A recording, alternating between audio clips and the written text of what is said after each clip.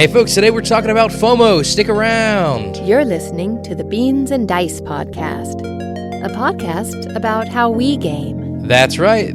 I'm Mitchell. And I'm Wayne. And this is the Beans and Dice podcast, a podcast about how we game. Wayne, by the time this drops, you might be underwater, right? yeah, well, probably not, yeah. So we're recording this on Monday night for release on Wednesday, and Wednesday morning we're supposed to get a hurricane hit in Florida, but all the tracks have it going fairly far north of the greater Tampa Bay area, which is where most of us live. Unfortunately, it seems like it's going to hit like sort of the Big Bend in Florida, not quite the Panhandle, but not quite, Tampa, kind of right in between Gainesville and that area, potentially. And it has, that area hasn't been hit by a major hurricane in a long time, as far as I can remember. So there could be some, older homes that haven't been kept up yet. So I'm certainly thoughts and prayers for folks that may get hit hard. Even if it was coming this way a little bit more, I'm not super worried about it. I'm sort of, long story short, my father was a firefighter, and so I always kind of prepare, right? I was an Eagle Scout. I've got all the hurricane supplies. I've got a brand new roof that's rated for 175 mile an hour, and I have Kevlar window covers. Oh, wow. Yeah. After a bunch of hurricanes like 10 years ago, I invested in. So instead of getting like steel shutters that make your house super dark, I got these like Kevlar sheets that I can put over my windows, and it's rated up to like impacts of 150 miles an hour. It'll just bounce off. That makes sense. I didn't know they made those. Yeah. As someone who also lives in the Gulf region, I should probably look into that. Yeah. I've had a number of my neighbors and a couple of my friends purchase them. They're not super cheap, but they're not overly expensive. And they basically put big steel grommets in your cinder blocks, because I have a cinder block construction house. And then you just, screw it in, screw it out. I could do the whole house in like 2 hours, and it's definitely a lot. Any breaks on your insurance for that? Oh yeah, big time, huge. Yeah, because it's not plywood. Plywood's kind of a direct impact. Plywood's going to really mess you up. Yeah, anyway. Something's going to go right through it, and steel just makes everything dark in the house. With these Kevlar sheets, my house is still nice and bright. Nice. So it's pretty cool. And then just my words of advice, I guess, for people out there, like my father, who's a fireman, they live in the same neighborhood I live in, and he always, his entire life, he's like, I'm always going to live near a hospital, because if you live near a hospital, you're going to be on their power grid. If the power goes out, you're going to get your power back faster than anywhere else. And so we live on the same power grid as a hospital, St. Joe's North. And then he always makes sure, but he always would look at emergency management and where do they stage, right? So like all the trucks for, repair after a hurricane or even any kind of natural disaster, where do they stage? And so literally my son goes to the elementary school. There's an elementary school, a middle school, and a high school all on the same campus, less than a mile from my house. And that's where all the TECO and Florida Power and Light and all the power companies and emergency companies stash all of their equipment, because it's outside of the main downtown Tampa area, and it's not going to get flooded. We're not in a floodplain. And so, like, anytime we've ever had any kind of bad weather, hurricane in our area, we've gotten power back real quick. And we know we live like 2 miles from a staging ground of emergency preparedness stuff. So that's sort of like being the son of a fireman. You kind of like think about stuff like that when you buy a house.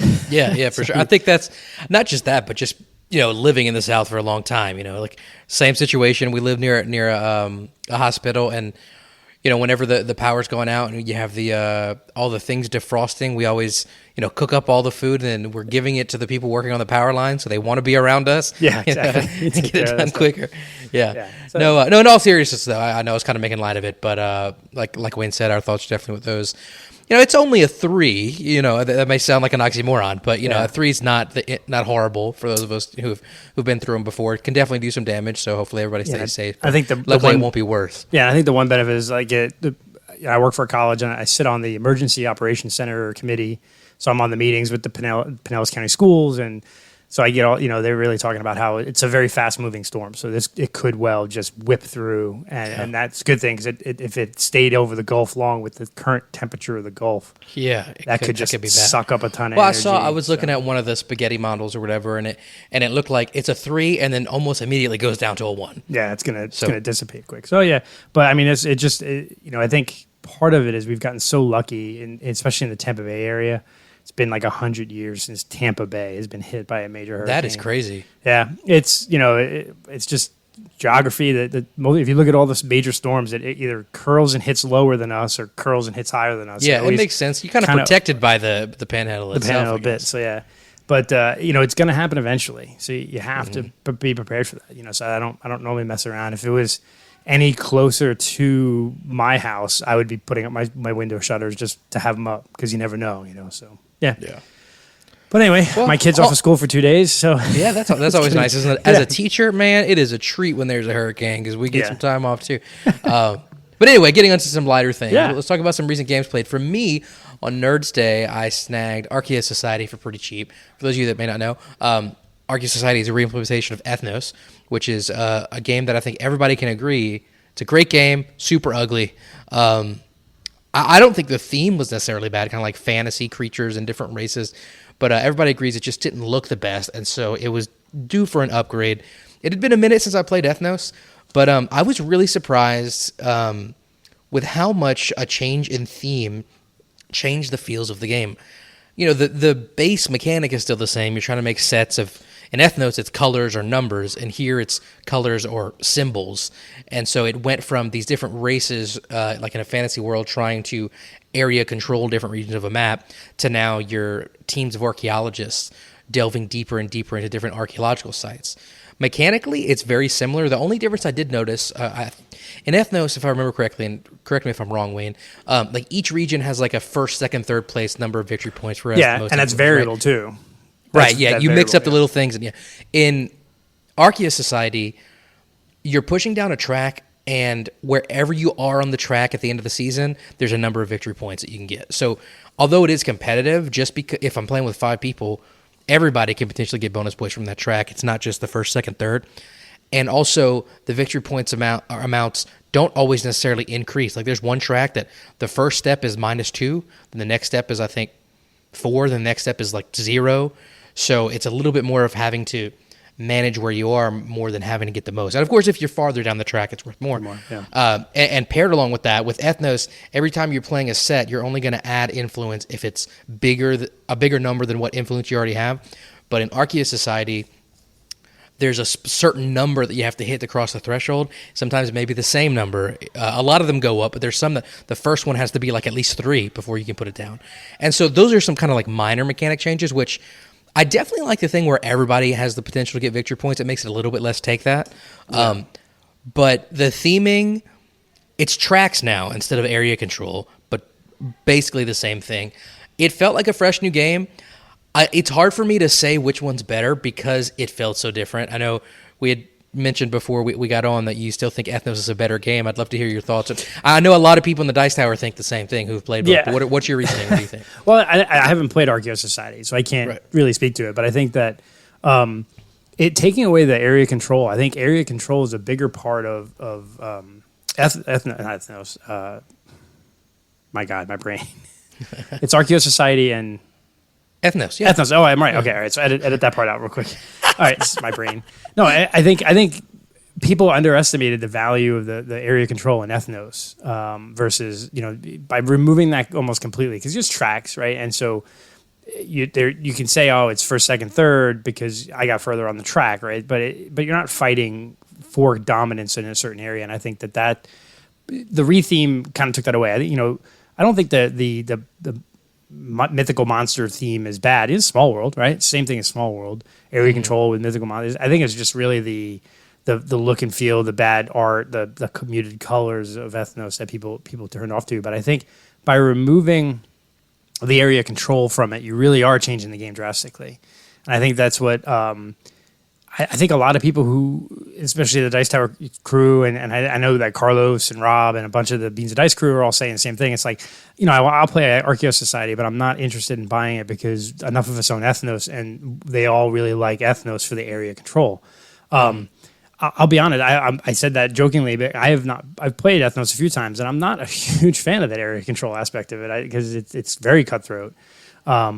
But I wonder how much, like you said, it would feel like a totally different game. It's always hard to say, like, this is a re-implementation. It's really kind of a reimagining, because not only did you change the theme completely from, mythical monsters to archaeology, you also took away the area control, the variability of scoring, that kind of stuff, and you just have these tracks that you're working up. And I'm assuming that the different gems or the different things have powers just like the creatures did in Ethnos. The different cards, you mean? Cards, yeah. Yeah. Those seem pretty similar. Now, there is something that I'm pretty sure it's not an ethnos. Each of the different regions, you can flip them to the other side, and there's an ability there. Like the one that they recommend for your first game is like every time you go up on this track, you draw a number of cards equal to what space you are on that track.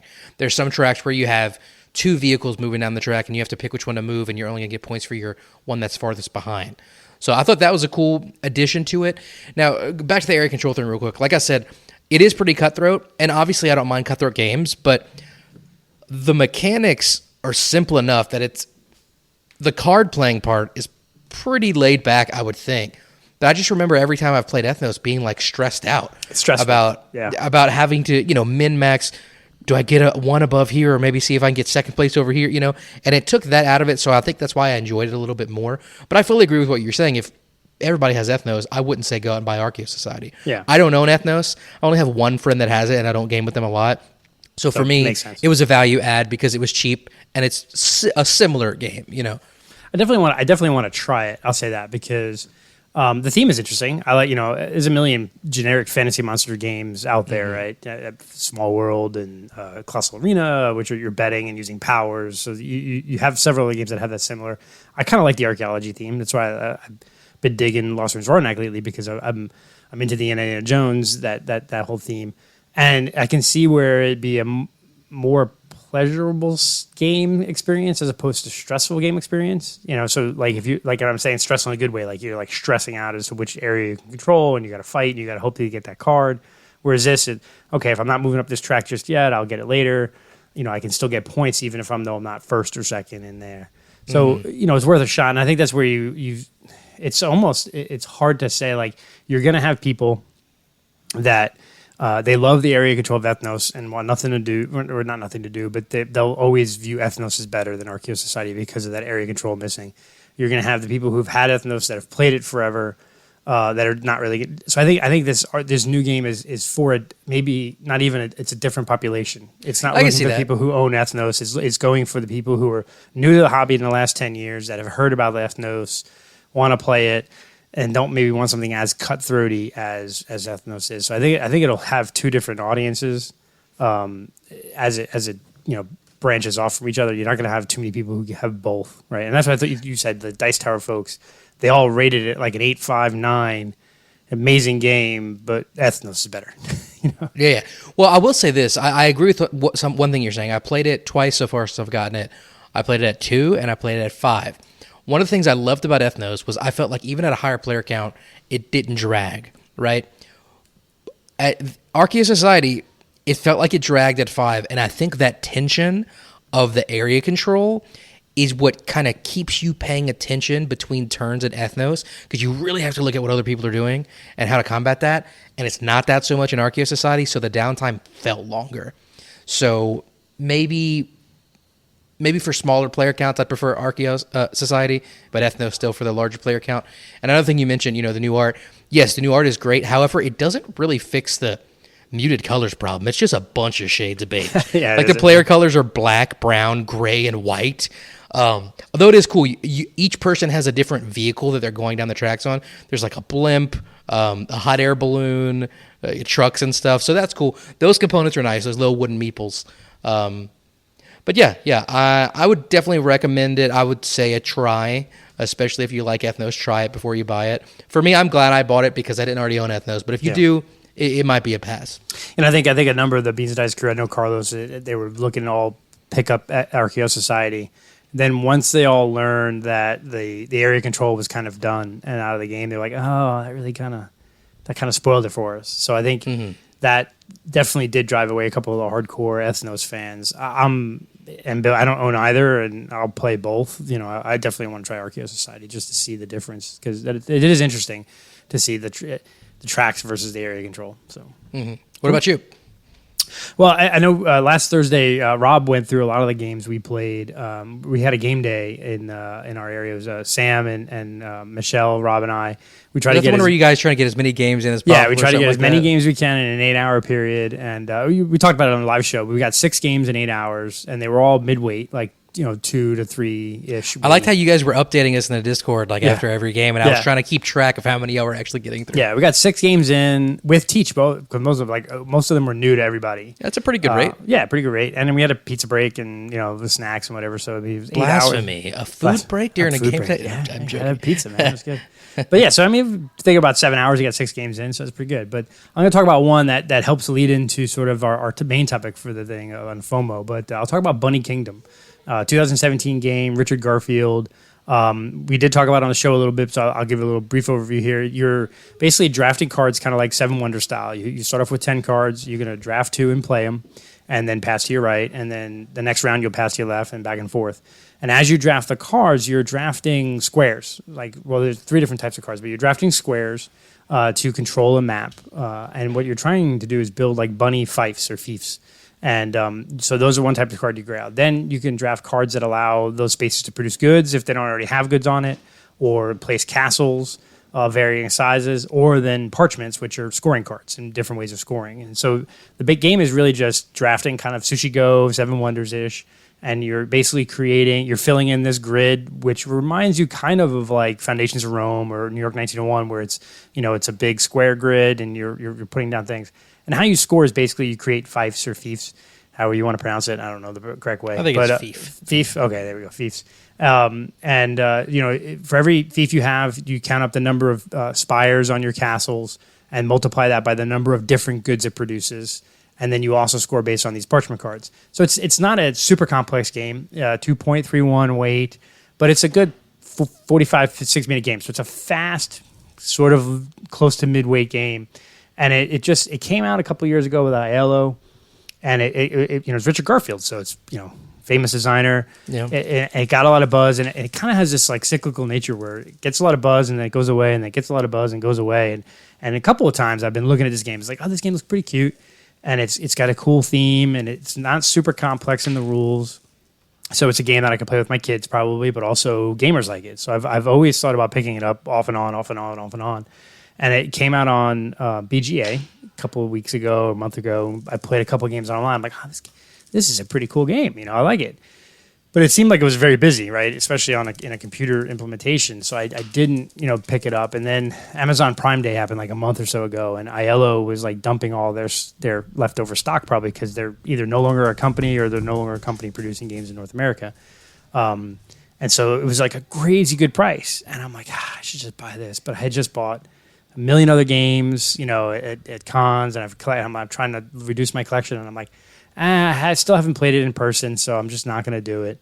And so I didn't pull the trigger, and it was like a good price, like $25, $30 for the whole game or something.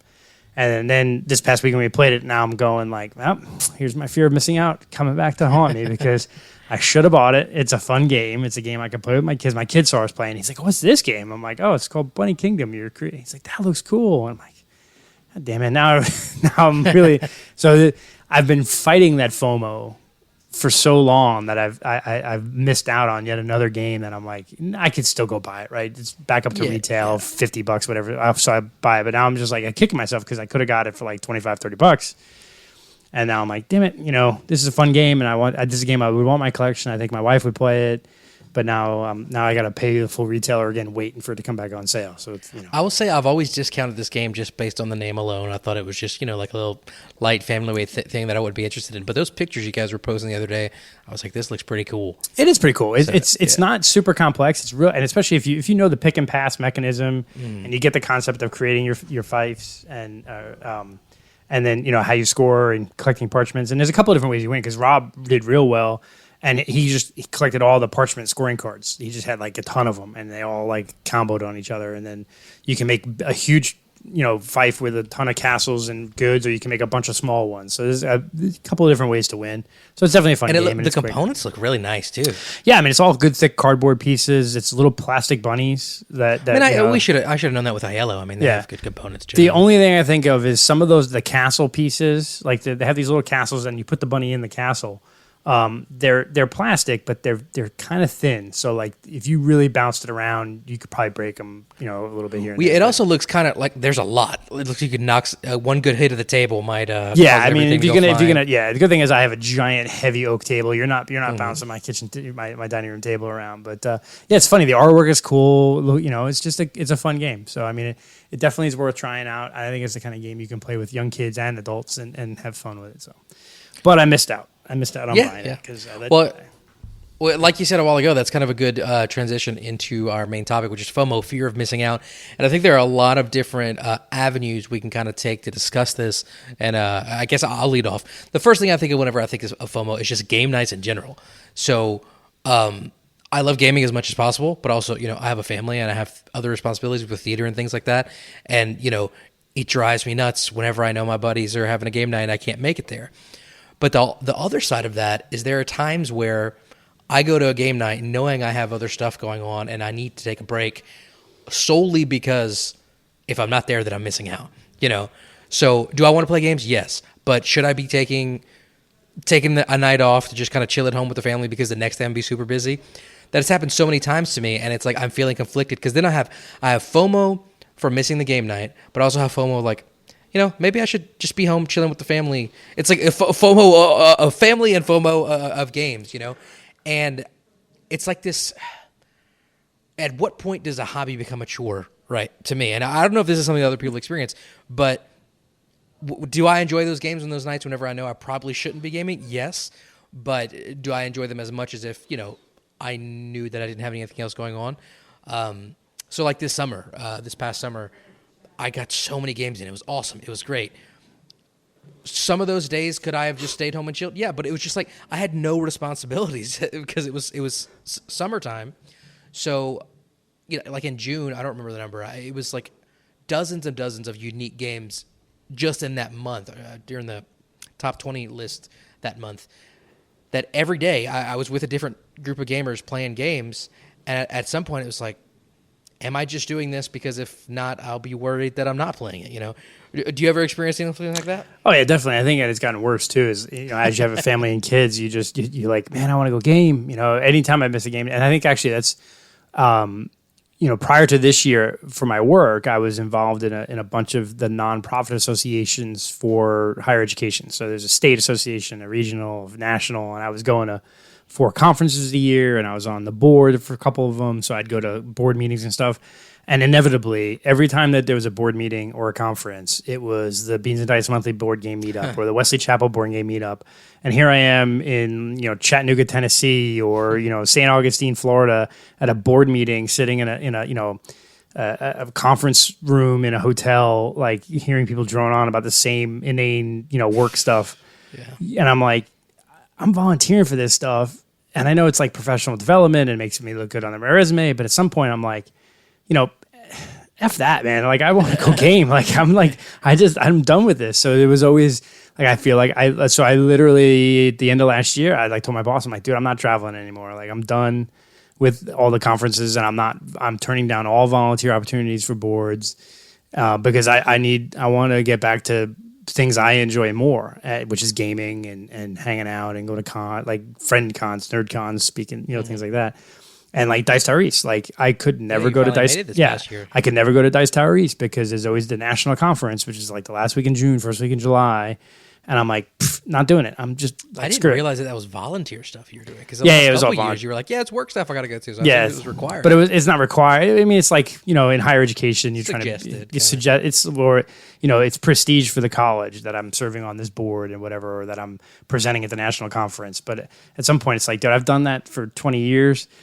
I don't need it anymore. You did your time. I've done my time. I could take a couple of years off. And part of it too is like I wanted to. It's hard to balance, like gaming and my family and like my kid and his soccer and other things. And so like I always felt like, well, when I wasn't traveling for work, I had to make a choice of doing stuff with my family and my kid or gaming. And oftentimes, I could game with my kid. I do that a lot. But the big games, the big heavy board games that he's not ready for yet is what I would miss out on. But now I have to eliminate one of those things. So it sucked. Like every time I would just sit there and look at people posting photos at a board game day, and I'm like, I could be there. I could be there playing, but I'm not. So, so the thing is with the balance between family, if my kids have something, a soccer game or, a performance or something, no way I'm missing that for a game day, right? But it's like the mundane days. Like, it's a Saturday, nothing going on. We're just chilling at home. By rights, I don't think there's anything wrong with me going to play games, right? Which I will. But I don't know if it's just my psychology or what, but it's like a lot of times I'll be at that game day and be like, I wonder what my kids are doing at home right now. And 99% of the time, they're just sitting playing video games, and I wouldn't be interacting with them anyway, But it's just, I think that's just something that changes in you whenever you're a parent. That anytime I'm walking out the door, for whatever the reason is, there's a little bit of me that feels guilty that I'm not with them. But I think back to whenever I was that age, and if I'm playing my video games, I didn't care if my mom and dad were in the room or not. Yeah, and even I'll say I even talked to my wife about this too. Like we said, like my kid's involved in soccer, and that's crazy. It's like 8 months and 30 games, and it's insane. And then he's also doing theater stuff, and I'm like, we told him from the get, like, hey, we're not going to go to every single performance. We're not going to be at every single practice. We're not going to be at every single game. We're gonna go to the vast majority of them, but like just the time commitment between shows and soccer and those things. It's like, dude, if you're playing 2 games on a Saturday and a Sunday, and there's a game day on a Sunday, I'm going to go to the game day because I'll get your game on Saturday, that type of stuff. Like I think that's another thing too, is we as parents you often put so much pressure on yourselves to do every single thing that your kid's doing. And it's like, my kid's 9. He's if he plays soccer until he's in high school or even college, he's going to have 1,000 games between now and 18, right? Or whatever it is. You can miss one, right? Mm-hmm. But I want to hit most of them, right? And that's the thing. Is like, that's like, how do you balance that? It's so tough. And this is kind of tangential, but while we're talking about soccer, so there was this one kid in my son's soccer team that I don't know the situation, so I'm not judging, but it's like it was always the grandmother that was at the game and not the mom. And the kid was, he was decent at soccer, wasn't a bad kid on the team, but like the last game of the season, his mom was there. And this dude scored like 5 goals. And we were just like, they do. My wife looked at me and said, I want to write a paper about the psychology of, when a parent is and versus isn't supportive, So, seeing stuff like that makes me really think, and think that, obviously we're making the right choice to be present and supportive, but you're also right.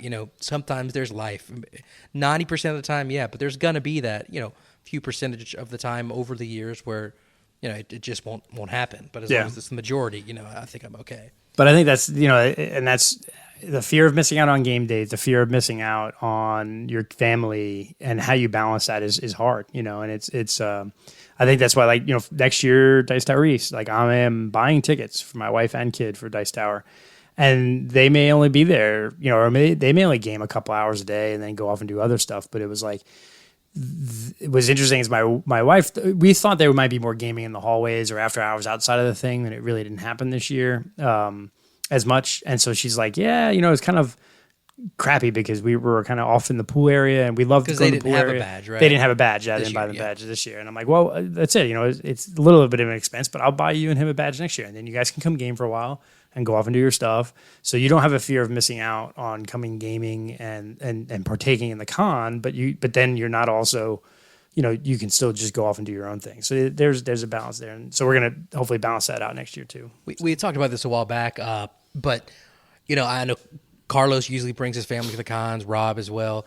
And me, whenever I go to a con, I try to get every moment of my money out of it. Like at Dice Tower East last year, I remember it was like 2 a.m. It was like, I think it was me, Nick, Dan, Rob, Sam, and Sam's son. It was like 2 a.m. We were playing Planted. And like, I was so delirious. I was so tired. And I don't know what I was thinking, but like, I just kept getting, they're called, I don't remember the term, the mechanic, but it's the cards that like give you passive abilities rather than giving you resources. And you're going to forget to do it every time. What's that? You forgot to do it like every time? No. All I was drafting was those. And it was almost the end of the game, and I had done nothing. And they were like, what are you doing? I'm like, I'm building a super engine. Whenever I finally run it, it's going to be awesome. And like, just saying stupid stuff like that. Anyway, so, and then like, they're going to play another game. And in my mind, I'm like, man, I need to go to bed, but I can't miss out. And it was like, whatever game they wanted to play, like, we had one too many people. I'm like, no, it's fine. I'll go to bed. You guys play. And it's like, I knew biologically I needed to go to sleep, but it's like, as long as these people are willing to game, I'm going to keep gaming. Yeah. So on the topic of the family, my kids play board games. My wife plays board games, not nearly as much as me. Obviously, not the same weight as what I play.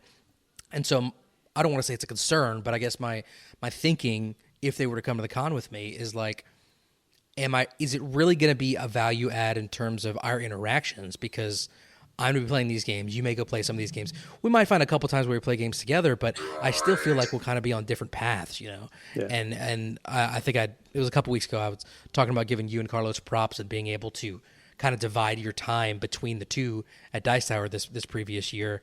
And I don't know, maybe if my family ends up coming, I'll try to get some advice from you guys on that. Yeah, I think, and I think it's a totally different story too, because it's just my wife and kid. Like with Carlos and Rob and even yourself, you guys have bigger families. So if I had 2 or 3 kids, and that's a different story, because that's 3 or 4 badges. That's much. Yeah, buying that a badge up. for my wife and kid, if they game for 2-3 hours a day in the gaming hall, probably worth it. Like for us, because it is a value add. So like if we got up, I'd get up crazy early, go down, play a big game. They would meet me after breakfast. We'd game together as a family for a little bit. Then I'd probably like midday say-ish. Afternoon, I'm gonna probably go back to gaming the heavy games, and they'll do a couple of games, or maybe he'll find some other kids and do some games, and then they'll go to the pool, right, and hang out for the rest of the night, and then go to dinner and come back. So it's really just kind of balancing it out. And I think I missed. I wasn't in that game hall for a good chunk of Friday and Saturday off and on, because we went to dinner or went to the pool, those kind of things. I still got 30-something games, 38 games, some insane amount of games in it during the course of the 5 days. So it's not a big deal. So to me, I view the con as more than just the game hall. It's the pool, it's the hanging out with friends and stuff like that. So, and I know like Rob's family wasn't really there this year, so hopefully they're there next year. And the few short period of time they were there, the 3 boys hung out together and played a bunch and stuff. So there's all that kinds of stuff like that. You have to figure out what's best for your family and family situation. But yeah, definitely that's a big FOMO. So I think another big. I'm sorry. Go ahead. No, go ahead. I was just gonna say, obviously, another big topic with FOMO, Kickstarters and back your kit and GoFundMe and all that. Not GoFundMe. GameFound. What's the other big one? Thank you, GameFound. It's like that 2 a.m. My brain is not thinking. No. But I'm not a big fan of Kickstarters, not just because of the FOMO, but just because I'm super impatient. And like me, I would rather not be waiting for these updates for years. I would rather just wait until it's in retail, get a slightly dumbed down version of it in terms of components, and only have to wait 1 week for it to ship.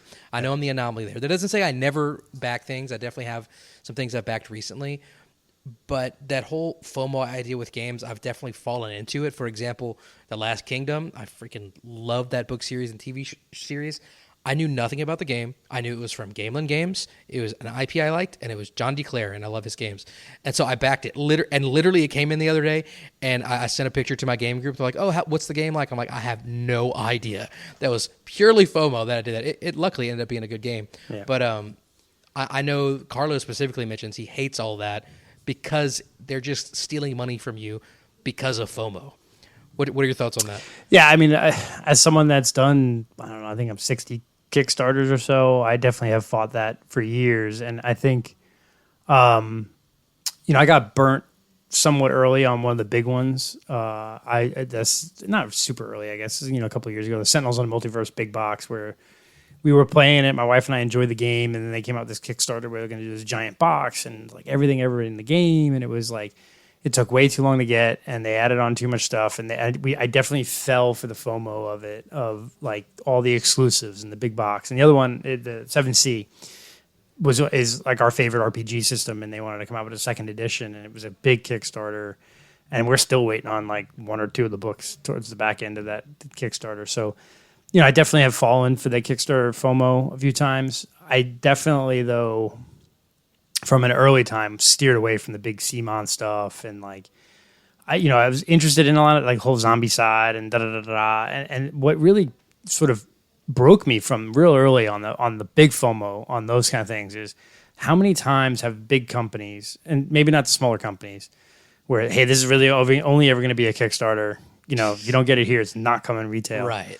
But like, how many of this big CMON ones, it's never coming to retail, and it came retail, or it's retail. Like some of the Marvel United was like the people who pay Kickstarters, and then all of a sudden it's in Amazon for like a third of the price. And I think the big thing that they get you with on Kickstarter is the add-ons, right? The Kickstarter exclusive this and Kickstarter exclusive that. And But honestly, so much of that stuff is just a gimmick. Like, ooh, I have a slightly upgraded component, or ooh, I have one extra card. Like, right. At the end of the day, that's not that big of a difference. It's not. Like the big one I always think is I love the Tiny Epic. I do love the Tiny Epic games. I have them all. I've Kickstarted them all.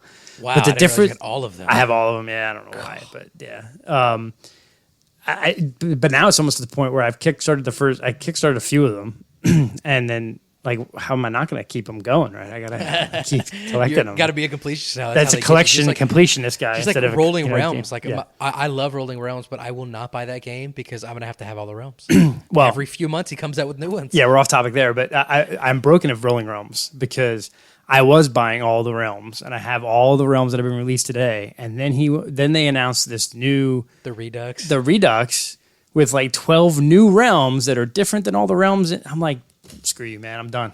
Like, I was buying all these little packs for $3 and $4, and now you came up with a separate game with 12 new ones. I'm out. It's like I did the whole Kramer thing. I'm out. But no, so I mean, the thing that really pisses me off is when they get you with FOMO to do this giant Kickstarter, and here's all these Kickstarter exclusives, and it'll never be in retail, and it's always in retail later. If it sells, it sells, right? And I think, and that was, man, I would say probably there's only like 2 Kickstarter campaigns that I ever backed like day one, right?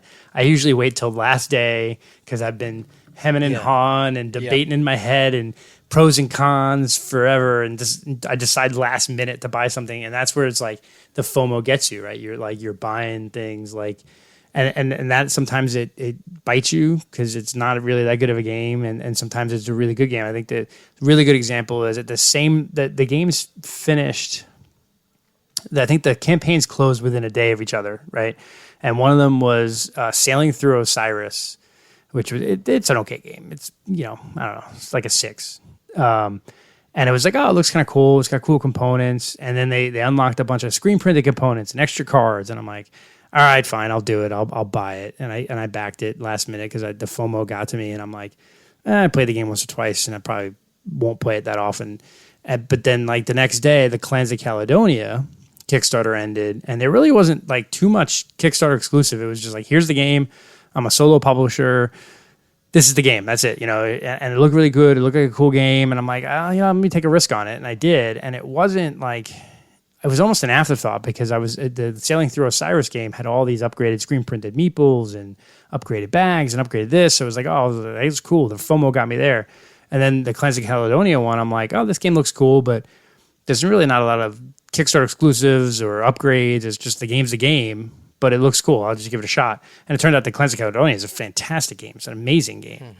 And the Sailing Through Osiris sucks, or it doesn't suck. It's like a 6, right? But so it's mid, and that's where I think I almost learned that sometimes in those Kickstarter games, the more crap and fancy that they throw at you, the worse the game. What is it called? Like putting lipstick on a pig? Right? Yeah. Well, so here's the thing that gets me a little bit about Kickstarter is that, well, first of all, let me say this. Using FOMO as a marketing tactic is really, really smart. I can't blame them from a business perspective that we fall for it, Yeah. But that's not what Kickstarter was for. Kickstarter initially, it's like, hey, I need capital to make this. Right. And you give me the capital. capital. It's an investment portfolio. Yeah, it's really an investment platform. Yeah. So it's kind of a bittersweet thing because there are some companies, they're running a Kickstarter and they already have the games on the ships on the way, So it's good because then you get it really quickly, right? But it's kind of just like, I feel like it's kind of cheating, but I don't know any way to fix that. Like I definitely hate like the Queen games. Like they like you mean tell me that Queen Games can't afford to print these games. Right. But it is, I think it's them, which is interesting. I think they're willing to write off 10% of their profits to get the pre-order in. But then I'm like, why don't you just like look at Jamie's doing, right? He doesn't use Kickstarter anymore, and he uses pre-orders, and he kicks it out the park. And I just think like Queen Games with all the Feld stuff. Like, you mean to tell me you couldn't do so much money. Yeah, but they couldn't make a P500 type order system on their website, like where for those of you who don't know, P500 is GMT Games, where you can basically they put a game on their website and they say, once we get X amount of orders, we're going to print it and it'll go ship to you. So you're basically pre-ordering it and you're showing your interest. That's basically what Kickstarter is for some of these companies. The CMON, the Queen, like they could literally just do pre-orders and say, put down 50%, and then when we ship it, you get the other half, or you got to buy it now and you'll get it, a year from now, because that's just what it is. So I don't understand why they're willing to shed 10% of their profit to use the platform Kickstarter has. A web designer, like for 10% of one of those big CMONs or one of those Queen games, you mean to tell me they couldn't get a web designer to do a storefront that has a pre-order system? But it's the FOMO thing. It's a 20-day campaign. It's the releases every day. They're enticing, and it's good marketing. But I think that does drown out the games like Clans of Caledonia. Like that game not barely funded, but it didn't do like gangbusters. It did maybe, I don't forget what it was. You have to look that's it up. What I'm saying. That's those kind of games are the games that Kickstarter, or not just games, but products in general, is what Kickstarter is for, and it's diluting that. And the ones that can actually afford it are the ones that have this big shiny campaign. Yeah, I know videos. We've kind of shifted to trash on Kickstarter a little bit, but that's okay. It's our podcast. We can do what we want. Yeah, but I think, but they're preying on people's fear of missing out, right? They're saying, and I think that's part of the discussion is what is FOMO.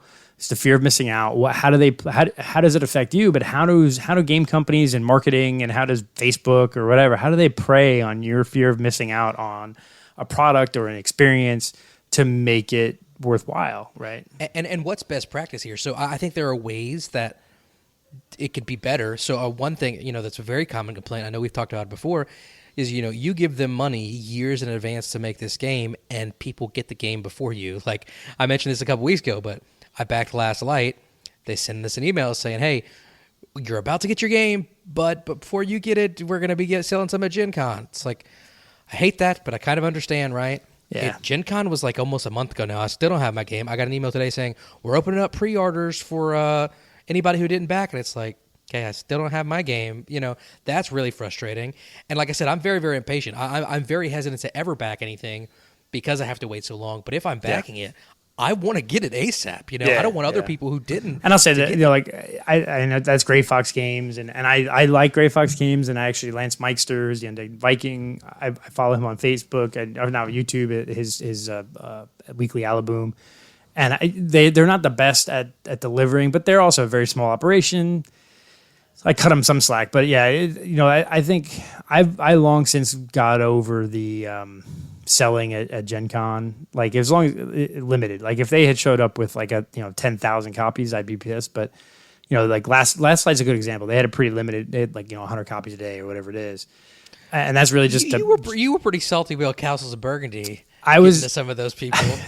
No, what I was salty about with Castles of Burgundy was like all of the other content creators, because I guess we're considered content creators, like the million content creators that had a copy of the game, like the prototype, which was damn accurate to close to the final version, having, a million videos up, right? And then they still got the final copies also before everyone else. It's like that I didn't get because, okay, you created the FOMO by printing, they probably printed and airdropped, I don't know, 200 copies of the game in the beta version to get to the various content creators, because everyone had videos of the Castles of Burgundy edition. So that's great. That created the FOMO because we saw almost completed products. But then to also send them a completed game before anyone else got completed games, that's also like, that was like oh, come on. So I wasn't super salty about it, but I was overly boisterous of the fact that like how are 45 of them already doing unboxings and the ship's still on the sea. So, but that's maybe they still had pre-orders open and they were trying to get additional sales there. So that was a little just me being angry old man, I guess, about, the content creators getting multiple copies of the game before we do, but it's always tough. What game was it? Was it Ares Expedition that was like in Target before the backers got it, right? They had that. See, that's a different one. I think I disagree with more than, a couple hundred copies getting sold at a convention, because one, those convention booths are super expensive. They have to make the money back somehow, and you have to have hotness there.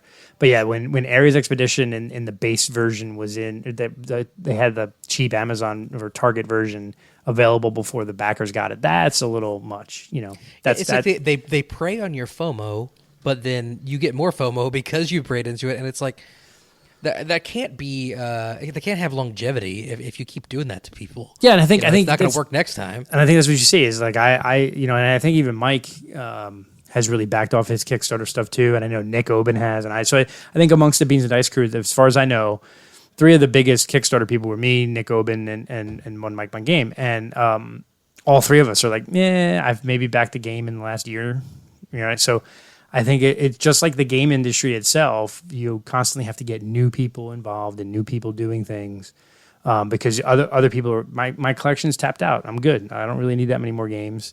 So I've been able to break myself of a lot of that FOMO because my game collection's 300, 400, 500 games now. So I don't need any more, right? So I don't have the room for it anymore, So now they have to get new people on the hook, right? It's you have the pyramid scheme, right? Or it's like you have to get more people involved. But yeah, and I think that's you're seeing a leveling out of Kickstarters because you've seen even the Gloomhaven Kickstarter with all the minis and the expansions and reprints that didn't do nearly as well as people thought. I mean, yeah, $4.5 million is like piddless, but compared to some of their other campaigns, definitely not as good. So I think Kickstarter is going to be a thing. It's not going away, but with the price of games and just the price of some of those Kickstarters, and in the last 4 or 5 years, at least some people, not me, thank God, had some of these big box games like all the CMON stuff and all the I can't even think I can't even think of all these giant games that come with like 7 boxes of stuff. Mm-hmm. But some of these guys that have backed them all, they're all coming in. And it's like you need a whole room just for the boxes of your Kickstarters. Marvel United, man. My friend has everything, and that'd be crazy. It's a lot. And so I think the other that's the kind of FOMO. The other FOMO is just the other one I'll talk about is, and I do this all the time, and I don't know if maybe I'm the only one out there, but it's not that I'm do Ticket to Ride at the end of the game. Is that what you're talking about? No. That horse is dead. Let's stop beating that horse. No, but so I use Amazon. I don't necessarily buy a lot of games on Amazon, but I use Amazon as a wish list, right? So when I have games I'm interested in, I throw them on an Amazon wish list, and I track it. And there's games I'm always interested in buying, but I don't always do it, right? So and there's games that I know I kind of want, and I just can't pull the trigger on it. Bunny Kingdom was an example of it. The other one that I'll go back to from a couple of weeks ago was Manhattan Project. Like I love the topic, love the theme. And when those games came out, I don't know, 6, 7, 8 years ago now, I was like, oh, I really want that game. That game looks super cool. I almost did the Kickstarter for it when they had the Energy Empire, and I was almost all in on all that stuff. And for years, they sat on my Amazon wish list. And then 2-3 years ago, they went to unavailable, which means you couldn't buy it on Amazon. And now they're all out of print. Now you can't get it.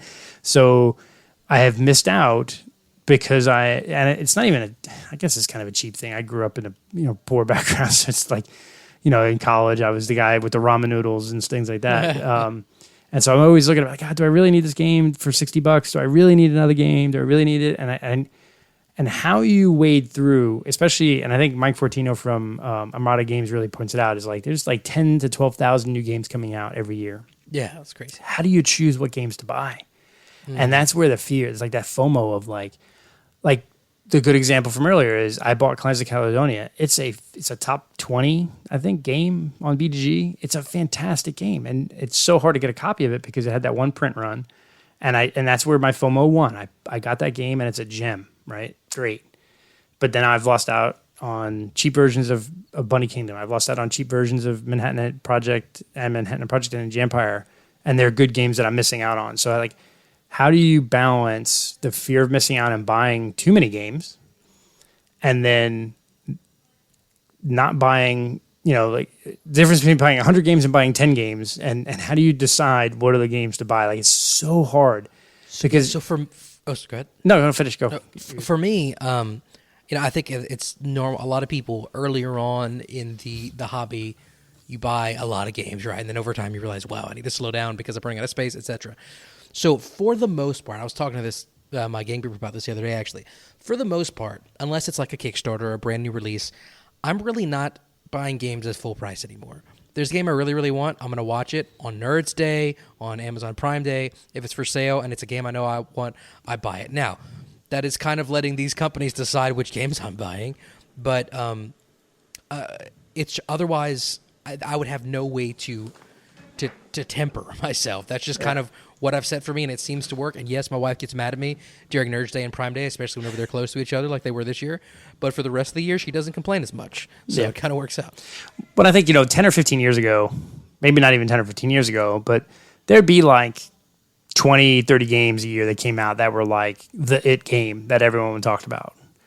And you could buy those 20 or 30 games or play those 20 or 30 games pretty easily to determine if you wanted to buy it.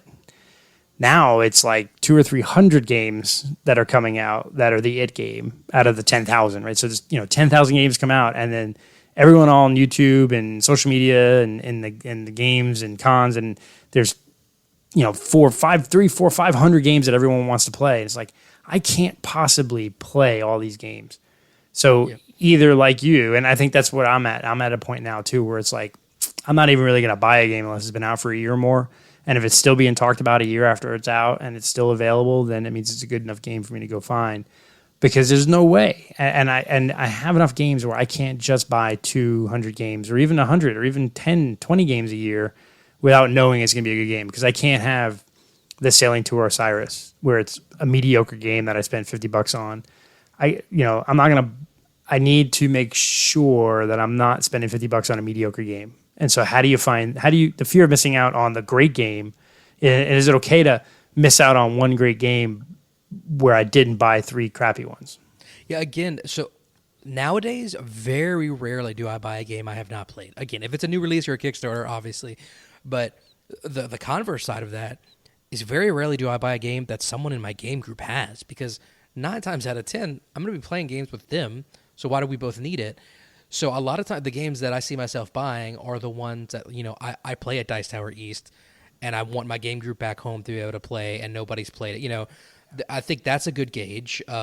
Again, obviously there are always exceptions, but that's a rule I'm kind of trying to stick to that I think has helped me as well. Yeah. And I think that's it too. Is like for me, I think I got into the flea market, like the Your Turn flea markets. I've picked up so many good games that are 2, 3, 4, 5, or even 10 years old that are great. The Dice Tower flea market, used games. I think the market for used games is going to grow drastically because people are buying way too many games and having way too many games, and then they realize I'm never going to play this. So, I don't mind picking up a 5 or 6 or 7 rated game if it's $10. Just like I said, early on, just like I would be buying way too many games, I kind of turned my nose up at the fact of buying a used game. But now, heck, if I see a game I know I like and it's way cheap because someone's played it a couple times, I mean, it would have just as much wear. I mean, if it's like destroyed, that's different. But it wouldn't have any more wear and tear than it would after me playing it 4 or 5 times. If it's in good condition, I scoop that up. Yeah, for sure. Yeah, I think that's the thing, and I think that's what they prey on, and I think that I think everybody has to figure out where to balance their fear of missing out with their expenses and their own game collection and where they want to do it. I think one thing I learned in the past is, I've talked about my buddy Tim in the past, who has like a couple thousand board games, probably 2,500 is the last I checked. Sounds like Dan. Yeah, he's got a lot. He's got a big collection, but he was always good about like, when I was doing a Kickstarter, I'd message him like, "Hey, do you see this game on Kickstarter?" Because I knew he did a ton of Kickstarters too, and he'd be like, "Yeah, I looked at it.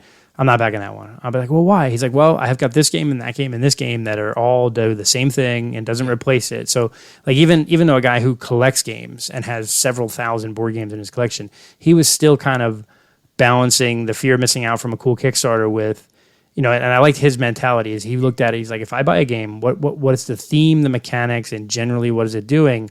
And then he would look through his game collection and go, well, what are the games in my collection that match that?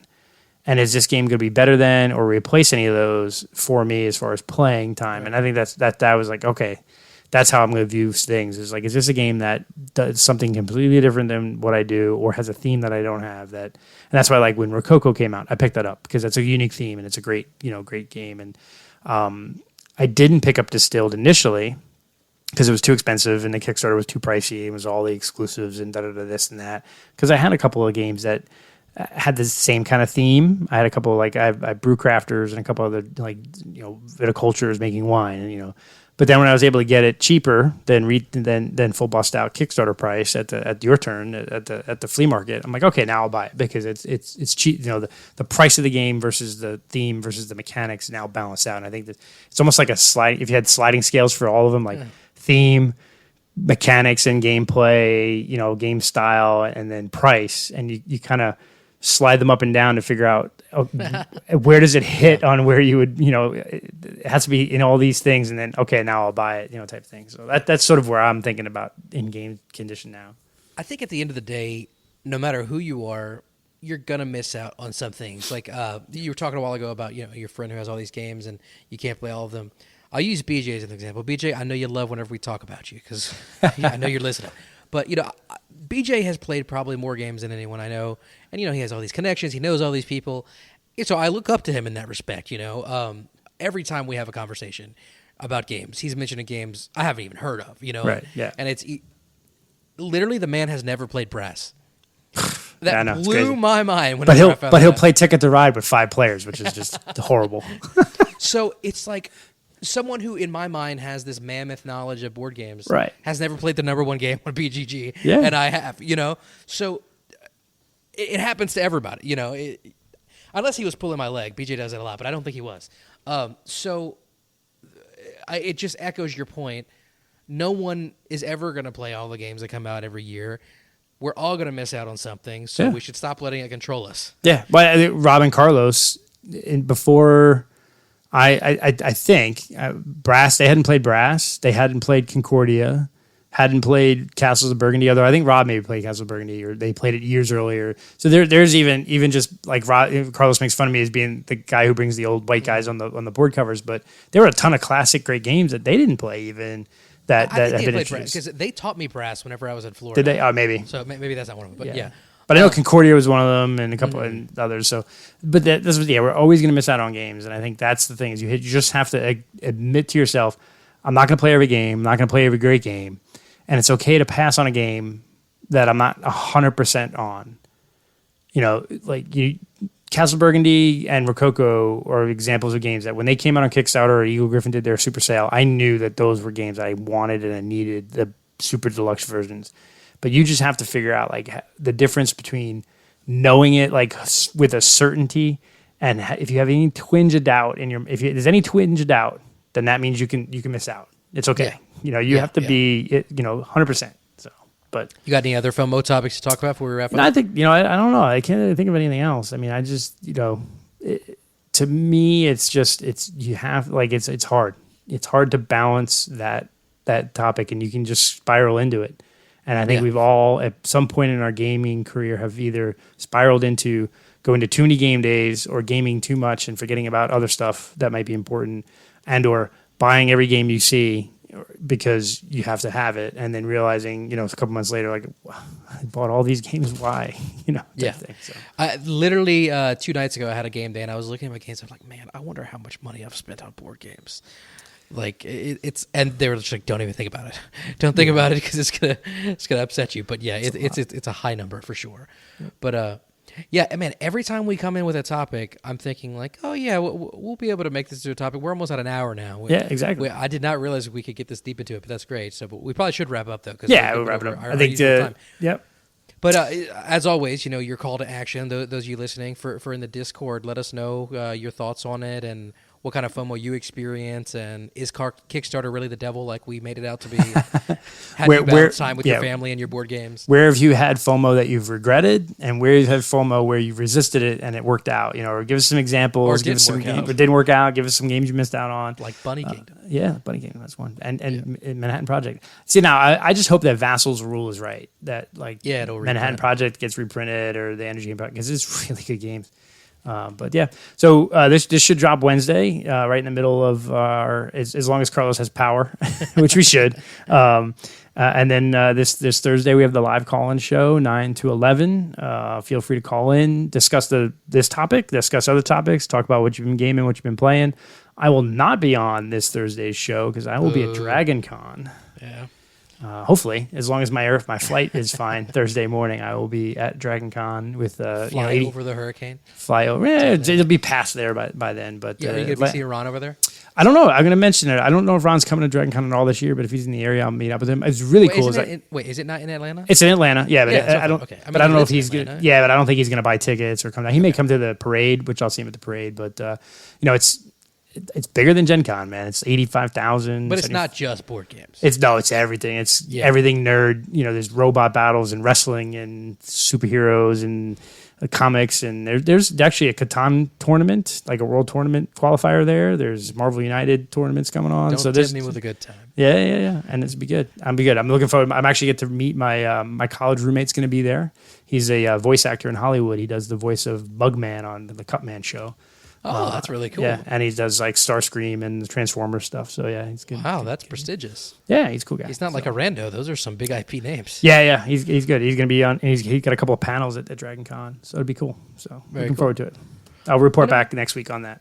Yeah. So I guess we'll wrap it up here. Yeah. Thank you guys for listening. Until next time, I'm Mitchell, And I'm Wayne. and this is the Beans and Dice Podcast, the podcast about How we game. take it easy. Thanks for watching the Beans and Dice podcast. Don't forget to like and subscribe.